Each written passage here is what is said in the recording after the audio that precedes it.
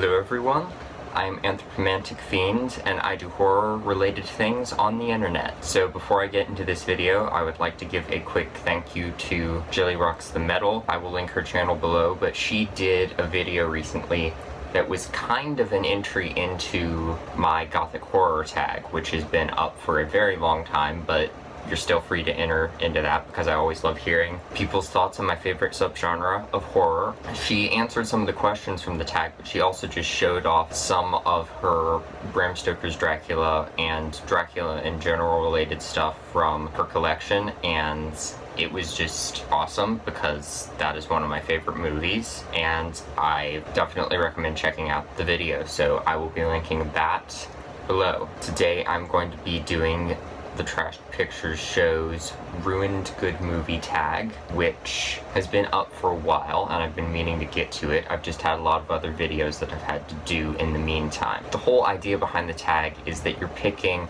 movies that would have been good if it weren't for some certain element, but when it comes to me, I tend to be really forgiving of movies if they have a lot of good things going for them, and one bad element isn't going to completely ruin the film for me. My picks for this tag are all movies that I actually really like, but they all have one little thing in them that I really don't like and that drives me crazy. So I really like all of these movies and I will defend them to the death, but I can't defend these little elements in the movie because they do kind of piss me off. What ending ruined a potentially good movie? I have one honorable mention for this, which is the slasher Halloween Night. I just watched this because Evil Steve sent it to me, and I really liked it. I thought it was a really solid, low-budget slasher with a lot of really great character stuff going on, but the ending is just confusing. They try to do this twist thing and it just goes off the rails and you're just like, what? It doesn't sort of throw you for a loop in like a good way where you're just like, oh my god, oh no. It's just like, what happened? There is a little element at the end of a movie that I love that really annoys me, and that movie is Maleficent. This is obviously a reimagining of Disney's Sleeping Beauty with Maleficent as sort of a anti-hero slash hero character. It is fantastic, but there is just a little thing at the end of this movie that it feels so wrong to me. And I've ranted about it before, but spoilers for Maleficent. Maleficent has put the Princess Aurora under this curse that puts her into this sleep-like death. She can only be awoken by true love's kiss, which, since Maleficent's kind of been wronged at the beginning of the movie, she is convinced that there's no such thing as true love. They sort of try to bring in this prince that she's had this encounter with and have him kiss her and break the spell like it is in the original film. It did not work because evidently it was not true love's kiss. Maleficent, having grown fond of Aurora and not wanting her to be in the death sleep, comes up to her and kisses her on the forehead, and that breaks the spell, which I think is amazing because it shows that it doesn't have to be the traditional sort of romantic thing. This attachment that Maleficent has to Aurora is just as powerful, just as meaningful, and can break her out of the spell. Then there's some epic battle stuff at the end of the film, and we get to the end of the film and Aurora is crowned Queen of the Moors, and it's very lovely. And then the prince shows up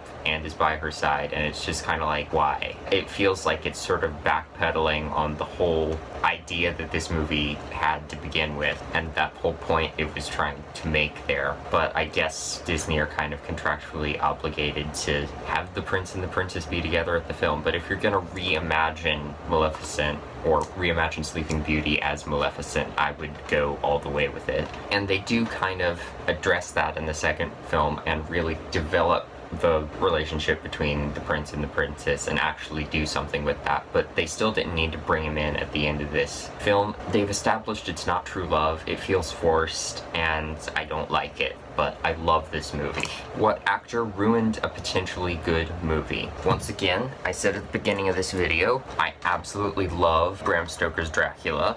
It is one of my favorite movies ever.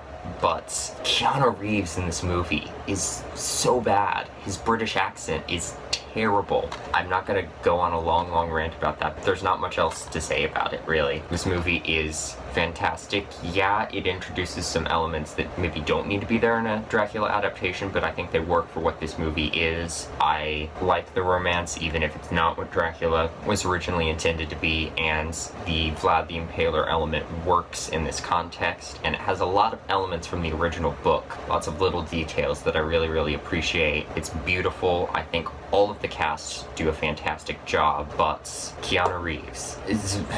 he just takes me out of the moment every single time he opens his mouth, because if he's trying too hard to do his British accent, which is really bad, he feels like he's not emoting and it just feels flat and forced. And when he does emote enough, he breaks out of the British accent, and either way, I'm just sort of out of the moment and I can't take him seriously. And it's kind of entertaining for that reason, but everything else about this movie is so good. But his British accent is so bad, and it's so frustrating. I still love this movie, and I still love Keanu Reeves, but that accent. What line ruined a perfectly good script? I don't know if this is a perfectly good script, but I love this movie. A lot of people say this is bad, that it's one of Tim Burton's worst, and I definitely think it's a step down from a lot of his other movies, but I would argue that this is actually a really good film. It's got some problems with period accuracy to the Victorian era in the beginning of the film, and I know the CG drenched look of the movie is not to everyone's taste, but I really, really enjoy it. I think it is an overall really good reimagining of the Alice books. I think it has created its own sort of weird mythology around everything, and I'm really into it. This is something that if I remember correctly, American McGee, who created Alice and Alice Madness Returns, pointed out when he was talking about the time he went to see this movie, which is this whole movie is about Alice finding herself and sort of taking agency over her own life. They run with that for a long time, and they do really good with it. And then near the end of the movie, when Alice is talking with the caterpillar, he tells her, the Vorpal sword knows what it wants. All you have to do is hold on to it. And that really undermines the whole point, because if it's the Vorpal sword that's doing all the fighting, she hasn't really taken agency over everything, and she's just kind of being pushed around by everything. And the prophecy thing does kind of frustrate me for that reason, for that specific line, where it's not her who has become this chosen one, she's just sort of this vessel for the Vorpal sword to take agency and do its thing, rather than her doing it herself. It just kind of defeats the point, and that particular line does really frustrate me for that reason. What movie was ruined by bad visual effects? For me, this one's kind of a no-brainer. It's The Frighteners.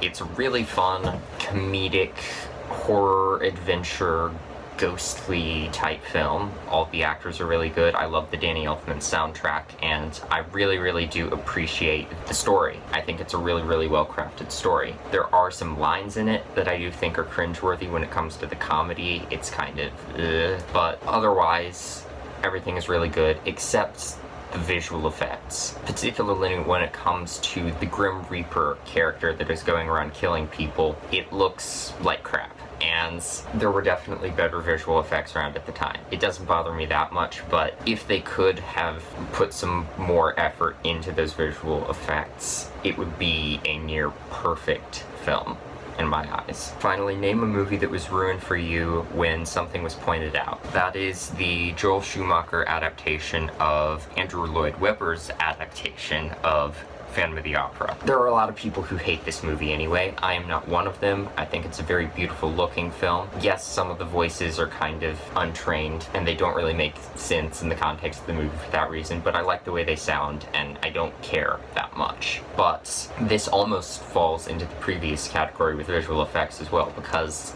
the phantom makeup in this movie, it was pointed out to me by a couple people, is really, really bad. It's basically non-existent.